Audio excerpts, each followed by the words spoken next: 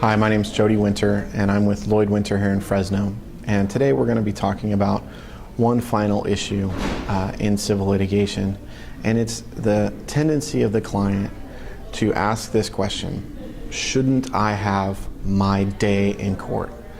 Should I have that ability, and don't I have the right to have my day in court? Shouldn't we go to trial and let the judge decide exactly what this case is about and what the facts are? Shouldn't we let the jury decide this? Well, one of the things that I talk about with my clients in every single civil litigation case is it's your right to have your day in court, but it's not necessarily in your best interest. One of the things that you need to consider in this process of civil litigation is it's not always the best to have the judge or the jury decide your case. There's a couple reasons for that. First off, the judge and the jury find facts. When they find those, they find them absolutely. And what I mean by that is that there's really not a lot of gray area for the judge or the jury to find facts. So if there's a lot of gray area in your case, if there's weaknesses in your case, even small ones, what you don't want to have happen is a minute detail overturn an otherwise really good case. And that happens. You never know what you're going to get when you go to trial. So if you go to trial in front of a judge or a jury, it's a toss-up. You might have a jury that decides that they don't like the color of your tie, or some other very superficial reason for deciding against you. The juries are not made up of sophisticated legal professionals. They're made up of the general populace. And so they may miss or not understand very important terms. For example, here's a story. An attorney that I heard tell this story one time called it a nightmare. He had tried a case with some other opposing counsel, and opposing counsel had as the basis of their case stock options. And these are financial instruments that are complex, and so what had happened was they had gotten through a 2 or 3 week jury trial. And the jury goes back to deliberations, and the first question that comes back from the jury is, what are stock options? So the jury had missed the entire point of a 2 to 3 week jury trial. They didn't understand the most basic concept of what the case was about. That's a nightmare scenario for you as a civil litigant.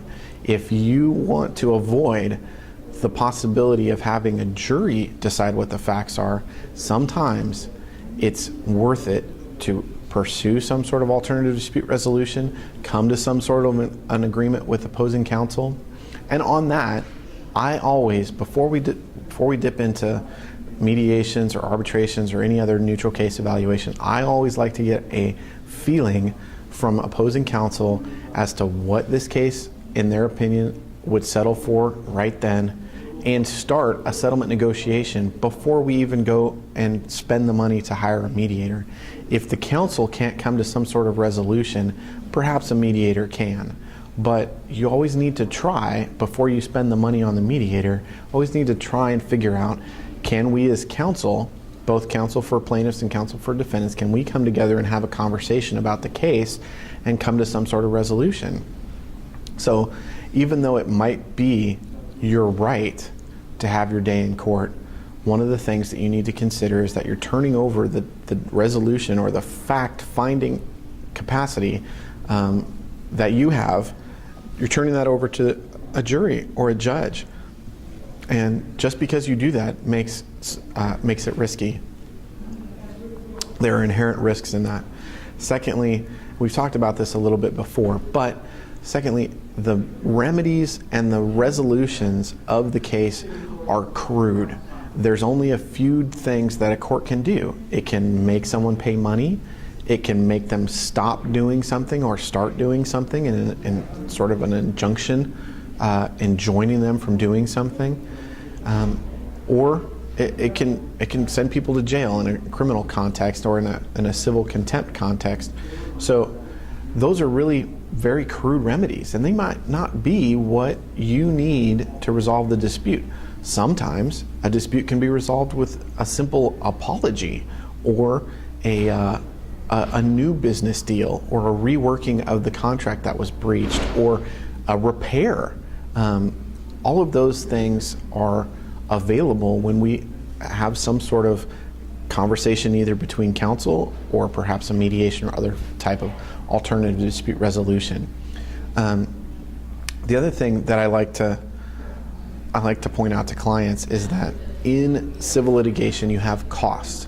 There's filing fees for everything, and one of the things that the downturn in the economy and the lack of state funds has caused to the civil courts is a lack of revenue. And so what they're doing is they're passing on costs that would have been paid by the state. They're passing those off onto the litigants themselves. And so your filing fees are up, your motion fees, all of those fees have gone up and up and up, so that the revenue for the courts is now essentially self-funding from the litigants instead of from the states.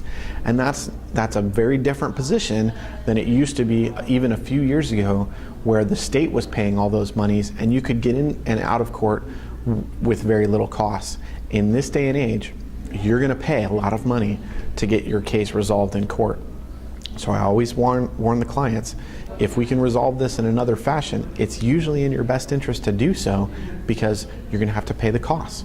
The third thing, in addition to crudeness of the remedies, the costs, the third thing that I always tell clients is that it's going to be a delay.